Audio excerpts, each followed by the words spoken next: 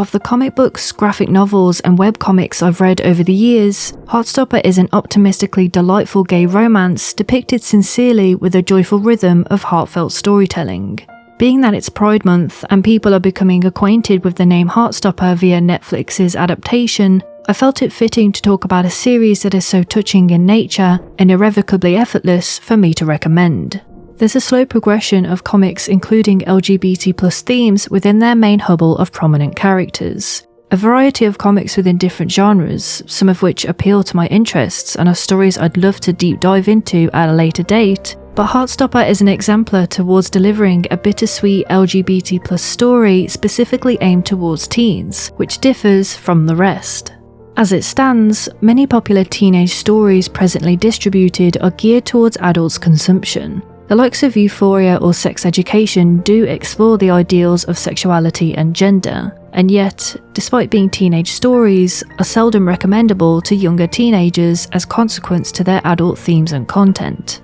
This void of opportunity is where Heartstopper shines, enabling the explorations of LGBT+ subject matters more purposefully crafted to those of a younger demographic. As Alice Oseman, the Heartstopper creator themselves state, Heartstopper is primarily for a younger audience. I think people of all ages can enjoy it, but teens and tweens were who we wanted to cater to and make it accessible for, leading to a blossoming love story more grounded in the reality of how teenagers actually behave.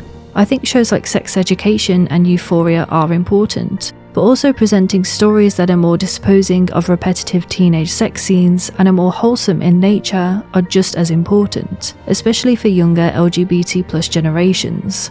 That's not to say Heartstopper prohibits the scope of delving into important matters. References and examples of homophobia, past self-harm, bullying, and eating disorders are present, but handled delicately and with a responsible touch. Heartstopper at its core is a romance story that is filled with some cliches, but an incredibly vital addition towards demonstrating inclusivity for an overlooked demographic. Heartstopper is a tale filled to the brim of overjoyed happiness and positivity, being the uplifting content younger LGBT+ teens both need and deserve to read, all originating from the simplest of greetings. Ideals and issues surrounding preconceived judgment of people's sexuality is prominent within Heartstopper's introduction. Making assumptions and baseless conclusions are what drive the increase of stereotypes, and when LGBT+ people don't fit said stereotypes, become even more reclusive in their identity within the community. Nick and Charlie are a contradiction towards those very thoughts. Neither are alike in presentation or shared hobbies, and yet are both boys attracted to other boys. And girls too, in Nick's case. There aren't rules that fit you in a box and retract your gay card if stereotypical requirements are not met. And even if you do fit the stereotypes, so what? Rugby captain and, at first glance, stereotypical British lad Nick Nelson does suffer at the hands of stereotypes regarding what gay people should look like. It's this sliver of toxic masculinity which makes it even harder for those like Nick to truly feel confident in oneself, exemplifying the stereotypes that gay boys are fragile, quiet, and a list of attributes so opposing to who Nick is. It's what can lead to a path of self-doubt, rethinking your own sexuality at the hands of how heteronormative society wants you to act as a gay person. Even Charlie initially labels Nick as a straight dude, and whilst he has reasonings situated from the bullying he received from those similar to Nick's persona, it's what ironically held back the progression of their relationship. Though, thankfully, not for too long. Charlie does, however, represent that haunted feeling of falling for what was presumed to be, straight person, a notion of hopelessness that your crush will be forever unrealised as a wishful manifestation. But even more so, it's the struggle of understanding the fine line of what actions are perceived as platonic or more, re-evaluating phrases and the tiniest of words or actions that could be disguised as dudes being close bros, rather than romantic gestures. Poor Charlie has his run of confused messages from Nick's closeness, trying to reel in his emotions for the sake of preventing disappointment, whilst absorbing that compelling hopefulness that his feelings could be reciprocated. As briefly mentioned, masculinity plays a massive role within Nick's challenging journey into self-discovery. Nick, from the offset, is someone you'd associate as one of the lads, He's a typical sports fan, not the most intuitive with schoolwork, and hangs around with loud mates, even if they're not of the kindest nature. This environment alone situates Nick within a culture where gay activity is something to be taunted and insulted, the stereotypes of homosexuality mocking the traditions of what masculinity should be. It's what leads many to a repressive state. Nick's internalized biphobia is showcased through the anxieties and fear of being found out as something other than straight by his friends. But hanging around with Charlie slowly breaks those preconceptions. Playing rugby with Charlie, doing homework with Charlie, even doing the most mundane things with Charlie is fun and freeing. Charlie brings out the best in Nick, and it's this realization of how much he truly cares for this nerdy cute boy that he sees the faults in the company he keeps and the feelings he's kept at bay. These growing embers of infatuated feelings are heartwarmingly torturous to read, slowly seeing the progression of Nick welcoming the affection and love he wants to show Charlie, whilst beckoning away the assholes once disguised as his friends. He does what any teen of today's age intuitively carries out when confused about a scenario. Google searches it online. Reading a character like Nick being so confused and struggling to figure things out, balancing the ideals of what is right or wrong, will be relatable to many young LGBT+ kids struggling through the same scenario. It's massively important to portray this element of hesitation and exploration towards sexuality, because there's no one clear-cut way of figuring these things out. As the story portrays, people realise during different stages of life, and age isn't detrimental towards the validity of your gay awakening. There's no deadline for a sexuality confirmation. Utilise the time to observe, see what does and doesn't work for yourself, and embrace the friendships of those who appreciate said time and space needed in fathoming the liberation of fighting society's norms. Heartstopper also addresses the circumstances of dating someone in the closet, and the uncertainties not being out can have on someone's mental health. It's never once insulting to those in the closet, nor derogatory towards the validity of their sexuality for being so, but instead showcasing the automatic panic so many express when potentially being found out. Yet, simultaneously, Nick flounders his frustration in wanting to be who he is, and most importantly, the actions he wishes to pursue with Charlie out in the open without a care in the world. It's what eventually leads to my favourite scene in the novel, and also the TV show too, but I blame that on Kit Connor and Olivia Colman's beautiful performances, in which Nick comes out to his mom. It's a scene shielded in reassurance, of indescribable relief and resonating tearful emotions. So often when coming out, the words, "Why didn't you tell me sooner?" can be so frequently said.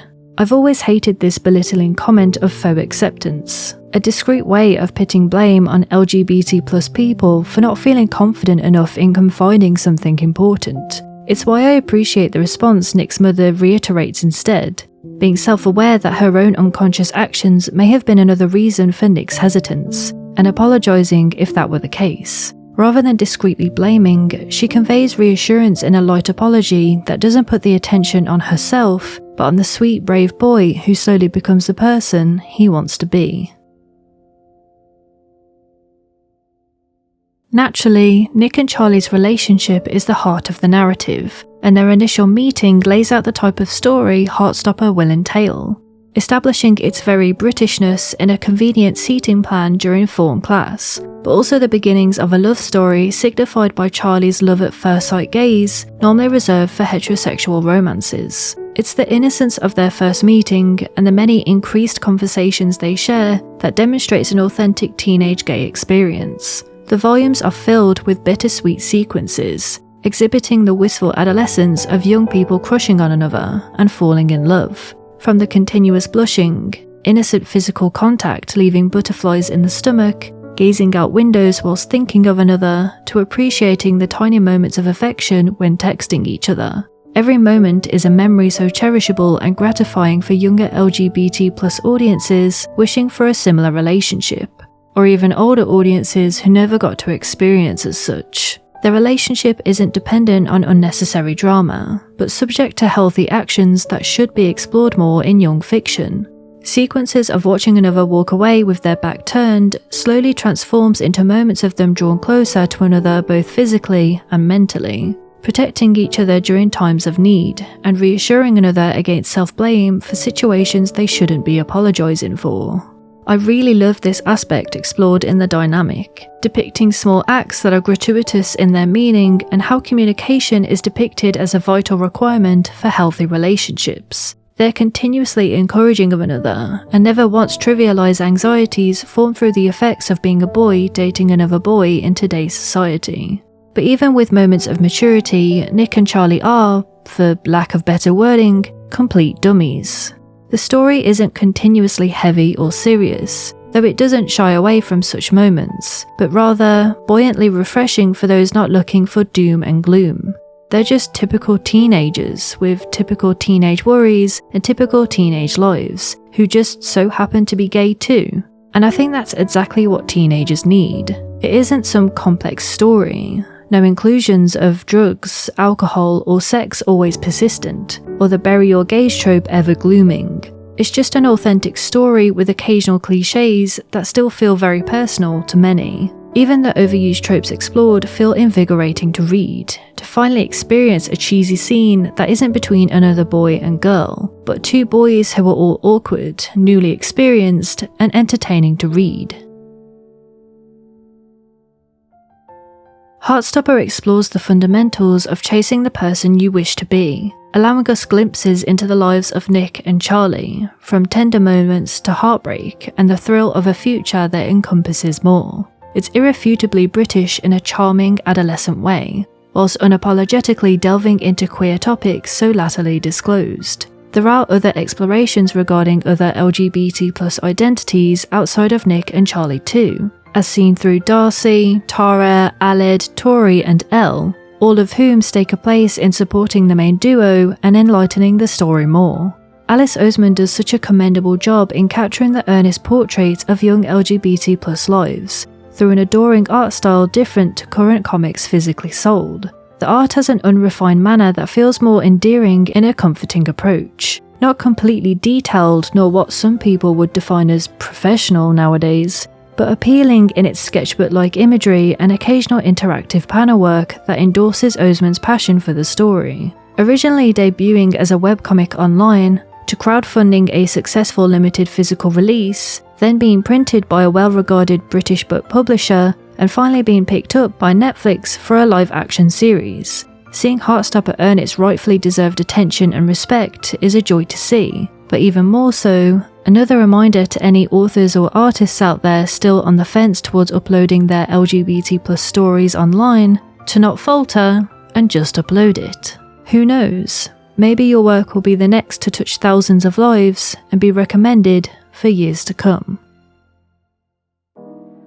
As always, thank you for watching. This was a surprise release for my patrons who had access to this video earlier, because I felt a little bad making everyone wait so long for the Skip and Loafer video, plus it's Pride Month, so an even better excuse to work on this. I'd love to do more videos on Western stories in the future, so this was super fun to work on. I'll catch you guys next time with the Skip and Loafer video, which shouldn't be too long of a wait now.